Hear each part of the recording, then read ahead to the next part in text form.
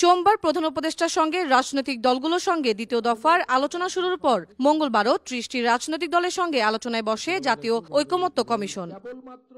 সকাল ১১টায় BNP, Jamaat, NCP সহ দলগুলো আলোচনায় অংশ নেয়। এ সময় কমিশনের সহসভাপতি অধ্যাপক আলী রিয়াজ জানান, আলোচনার মাধ্যমে ঐকমত্যের বিষয়গুলো সনদে ঠাঁই পাবে। সংস্কারের বিষয়গুলোতে সবাইকে ঐকমত্যে পৌঁছানোর আহ্বানও জানান তিনি। আমাদের লক্ষ্য হচ্ছে এই ৩টা বা ৪টা বিষয় এক জায়গায় আসা।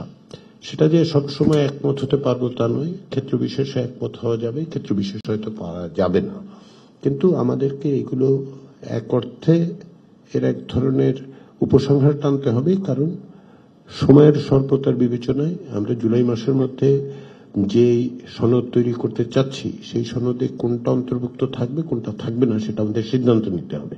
দ্বিতীয় দফার বৈঠকে সংবিধানের ৭০ অনুচ্ছেদ তথা দলের বিপক্ষে ভোটদান, নিম্নকক্ষের নারীদের ১০০ আসন, তত্ত্বাবধায়ক সরকার, সংসদে স্থায়ী কমিটি নিয়ে আলোচনা হবে বলে জানান জাতীয় ঐকমত্য কমিশনের সহসভাপতি অধ্যাপক আলী রিয়াজ। আমরা আশা করছি যে এই কাঠামোগতভাবে এটা অগ্রসর হলে আমরা আজকে এই বিষয়গুলো এক অর্থে নিষ্পত্তি করতে পারবো, কিন্তু এটা আবার বাধ্যবাধকতা মনে করার কোনো কারণ নেই যে এটাকে আমাদের নিষ্পত্তি করতেই হবে। যদি প্রয়োজন হয় যে একটি বিষয় আজকে আমরা নিষ্পত্তি করতে পারলাম না, আরেকটু আলোচনা করা দরকার, আমরা পরবর্তী দিনের বৈঠকের শুরুতে সেটা নিয়ে আমরা আলোচনা করে নেব। ঈদের ছুটির পর দ্বিতীয় দফার পরবর্তী আলোচনাগুলো নিয়ে রাজনৈতিক দলগুলোর সঙ্গে আবারও বৈঠকে বসবে জাতীয় ঐকমত্য কমিশন।